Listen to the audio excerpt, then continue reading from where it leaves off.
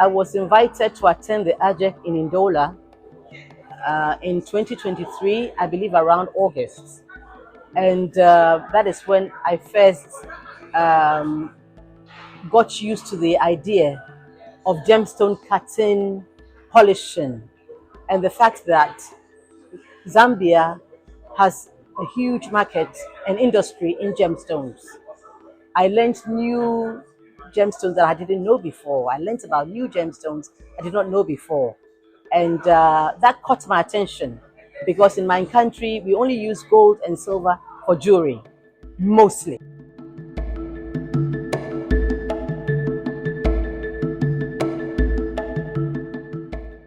So one of the biggest problems right now on the African continent is how do we use our minerals to better the economies and the lives of the people on the continent?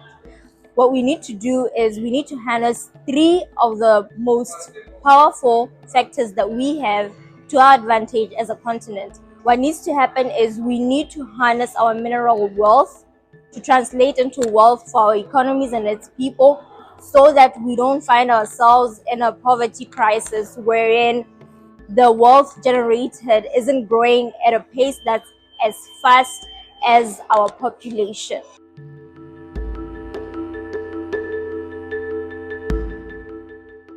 We were privileged to be invited for the Ndola ABJEC event in 2023 in Zambia. It was our first time to attend an international event like that. We were clueless about a lot of things that concern the gemstone industry, but I'm happy to say that we learned a lot from the presentations that were done. There was a lot of emphasis on value addition, and there was an exhibition the last day of the conference where our jewelers showcased their work. Cut and polished stones were showcased. This is when we learned the importance of value addition and the advantages of value adding our gemstones. The Gemstone Lapidary Training Center is actually a gemstone training school that offers training in gemstone cutting and polishing course, which includes gemology and gemstone processes such as faceting, bead making, cabochon making, and tumbling. This AJEC that was sponsored by AMDC under the AU was an excitement at home to our students who had the privilege to interact with the mining community at African level. At the exhibition, our students were also given an opportunity to exhibit things that they had processed and they produced from school, and they were able to trade and sell. For the first time, most of our students that come from the mining rural areas in Zambia were able to hold foreign currency, and their lives have been transformed and changed because after they graduated in the following year, 2024, some have gone now full-time to actually make it a business as an enterprise in their rural areas. Ghana, as you know, is the largest coal producer of gold in Africa, if not in the whole world, as I stand to be corrected, but they are also very good in jewelry making.